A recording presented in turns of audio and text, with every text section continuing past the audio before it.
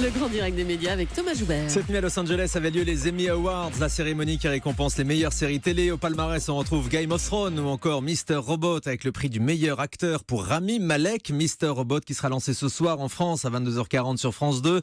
On va en parler tout de suite avec Pierre Langlais, journaliste spécialiste des séries à Télérama. Bonjour Pierre. Bonjour. Un mot pour commencer donc sur le palmarès des Emmy Awards. Games of Thrones a reçu 3 nouveaux prix cette nuit, ce qui en fait donc la série la plus primée de l'histoire avec 38 trophées depuis 2011.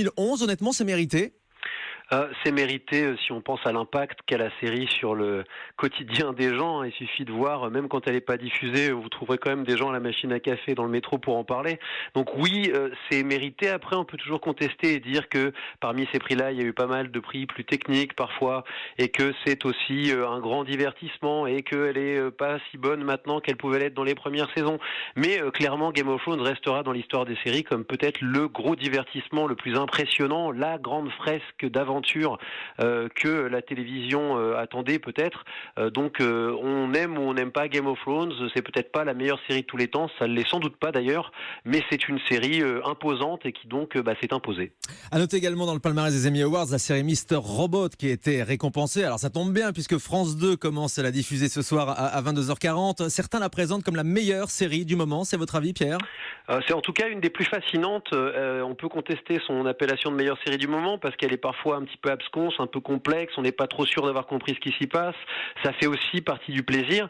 Mais ce qui est sûr, c'est qu'en tout cas l'année dernière, quand elle a commencé aux États-Unis, sur sa première saison, la deuxième est en cours de diffusion aux États-Unis et est parfois un peu plus contestée. Sur sa première saison, on a été hypnotisé par cette série-là. Sur le papier, ça parle donc du piratage informatique, ça se passe dans ce monde-là. Moi, ça ne m'attire pas particulièrement. Il faut aller au-delà de cette thématique, Pierre, pour suivre la série ? Oui, il faut aller au-delà et en même temps se laisser pénétrer par cette thématique parce qu'en fait, c'est comme s'il y a quelques œuvres comme ça qui sont fascinantes parce qu'on ne comprend pas ce qui s'y passe, y compris dans ce que disent les personnages. Alors oui, l'histoire de ce hacker qui a des problèmes psychologiques et qui va hacker et craquer le système de la finance à New York, on va pas tout vous dire évidemment, c'est plein de termes techniques, il y a des scènes interminables où il est devant son écran et on voit des chiffres et des trucs et du code binaire, on comprend pas ce qui se passe, mais c'est tellement bien mis en scène, tellement bien joué et tellement intense dans les enjeux personnels, dramatiques et dans l'interprétation que finalement on écoute ça et on se laisse bercer par une sorte de musique qui est tout à fait fascinante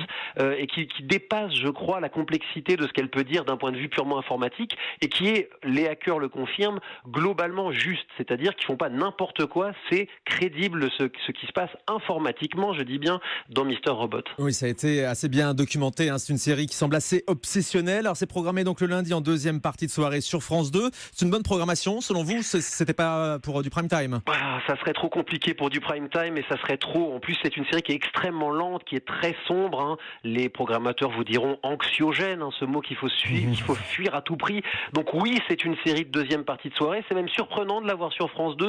C'était un peu un coup de poker, je pense, de la part de France 2, qui a compté sur l'écho médiatique que ça donnerait. Parce que tout le monde a dit, tiens, dis donc, France 2 va acheter cette série-là qu'on voyait plutôt chez Canal ou chez OCS, en tout cas sur des chaînes qui sont plus habituées à des séries exigeantes. Pourquoi pas ? Maintenant, il faut voir si les gens vont aller jusqu'au bout de la nuit avec Mr. Robot. Et puis surtout, il faut voir quel public est encore ouvert à cette série, qui quand même est une série pointue, qui s'adresse à un certain public, en tout cas au départ de sériphiles, et ce public-là n'a pas attendu la diffusion de France 2 pour y jeter un coup d'œil, si vous voyez ce que je veux dire. Ça, c'est certain, avec notamment le piratage ou le streaming. Merci beaucoup, Pierre Langlais. On salue donc France 2 qui ose avec cette série Mr. Robot. Les 2 premiers épisodes ce soir, à partir de 22h40 sur France 2, avec l'acteur Rami Malek, qui a donc été récompensé cette nuit aux Emmy Awards à Los Angeles pour son rôle dans Mr. Robot.